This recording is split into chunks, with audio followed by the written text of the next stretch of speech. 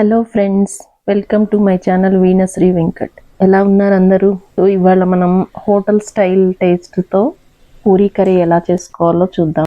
So దీనికోసం 2 onions, ఒక 5-6 పచ్చిమిర్చి, కరివేపాకు, కొత్తిమీర, ఒక టమాటా, 2 ఆలు సరిపోతాయి. సో ఇది 5 మెంబర్స్కి వస్తుంది, ఫుల్గా మంచిగా సరిపోతుంది అనమాట.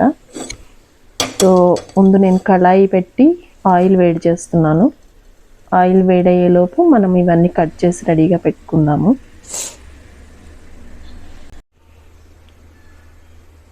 సో ఆనియన్స్ కట్ చేసి ఇలా మనం పకోడీకి నిలువుగా కట్ చేసుకుంటాం కదా, అట్లా కట్ చేసి పెట్టుకోవాలి.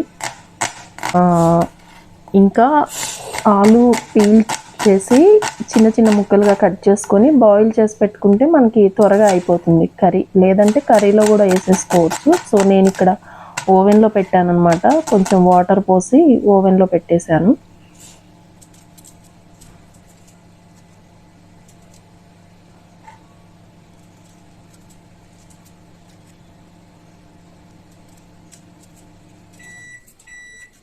ఆలు ఉడికిపోయిందనమాట, అదే బీప్ వస్తుంది. ఇలా పచ్చిమిర్చి సన్నగా తరుక్కోవాలి. సో ఇప్పుడు ఆయిల్ వేడైపోయింది కదా, తాలింపు గింజలు వేయాలి. ఇది కామన్గా మీకు తెలిసిందే కదా.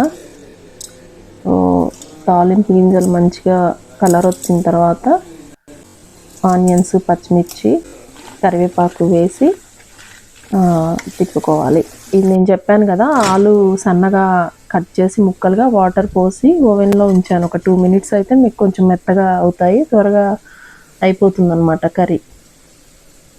సో ఇప్పుడు ఆనియన్స్ వేగిపోయాయి కదా, అందులో కొంచెం అల్లం వెల్లుల్లి పేస్ట్ వేస్తున్నాను. సో మంచిగా కలుపుకోవాలి. సో అది వేగేలోపు మనం టమాటా సన్నగా తరిగి పెట్టేసుకుందాము. కొత్తిమీర, టమాటా ముక్కలుగా కట్ చేసి పెట్టుకున్నాను.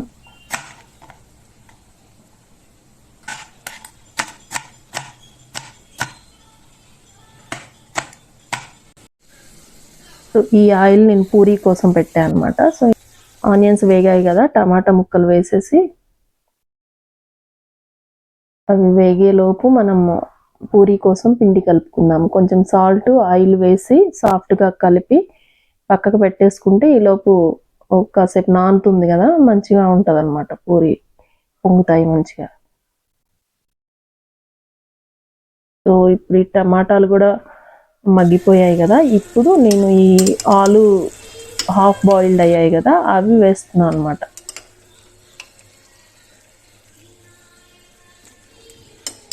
సో ఇది కాసేపు ఉడకాలి. అలా ఉడుకుతూ ఉండేలోపు మనం ఈ వాటర్ ఉన్నాయి కదా, ఈ వాటర్లో కొంచెం బియ్యపిండి, కొంచెం శనగపిండి వేసి కలుపుకోవాలి. మీకు శనగపిండి ఓకే అనుకుంటే అచ్చం దాంతోనే చేసుకోవచ్చు, లేదా అచ్చం బియ్యపిండితో కూడా చేసేసుకోవచ్చు. నేను అది కొంచెం ఇది కొంచెం వేసాను అనమాట.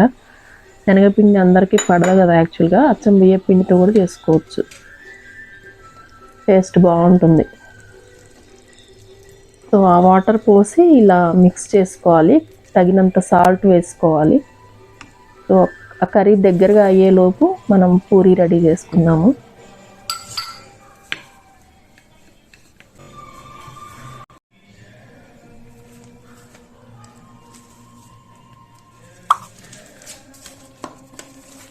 నేను ఇలా పూరీలు ఒకదానికొకటి అంటుకోకుండా సండే మ్యాగజైన్లో పెడతాను అనమాట. ఓకే, ఇట్లా రెడీ చేసి పెట్టుకున్న తర్వాత ఈ కర్రీ దగ్గరికి అయింది కదా, ఇందులో పొడి మసాలా ఉంటుంది కదా, మనం ఎగ్ ఫ్రైలో అలా వేస్తాం కదా. సో అది ఒక స్పూన్ వేసుకుంటే మనకి టేస్ట్ బాగుంటుంది అన్నమాట. సో అది వేసుకొని కొత్తిమీర వేసుకోవాలి. ప్రాపర్గా మిక్స్ చేసుకొని అంతే. మనకి కన్సిస్టెన్సీ మీ ఇష్టం, కొంచెం లూజ్గా అంటే ఇలా ఉన్నప్పుడు దించేసుకోవచ్చు. నేనైతే ఇట్లానే ప్రిఫర్ చేస్తాను. ఒక బౌల్లోకి తీసుకుంటున్నాను. ఇంకా అంతే, వేడివేడిగా పూరి అలా నూనెలో వేసుకొని తీసుకోవటం, తినేయటమే.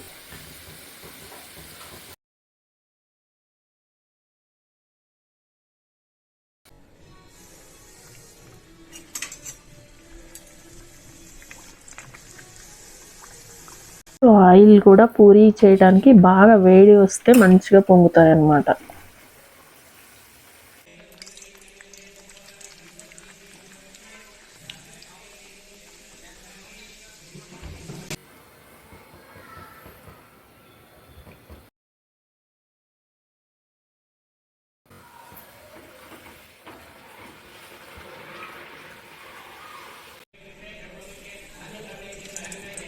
మా ఇంట్లో అయితే ఈ కర్రీ చాలా ఇష్టంగా తింటారు.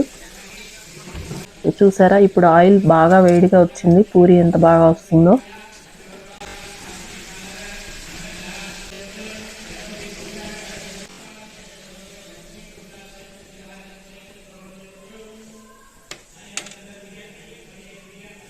సో ట్రై చేసి ఎలా వచ్చిందో చెప్పండి.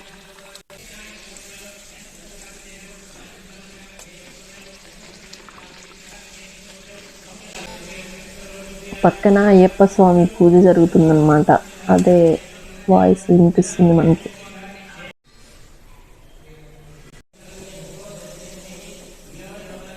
సో ఫ్రెండ్స్, ఒకసారి పూరీ కర్రీ ఈ స్టైల్లో ట్రై చేసి చూడండి, మీకు తప్పకుండా నచ్చుతుంది. ఇప్పటి వరకు సబ్స్క్రైబ్ చేసుకున్నట్లయితే నా ఛానల్ని సబ్స్క్రైబ్ చేసుకోండి. Thank you.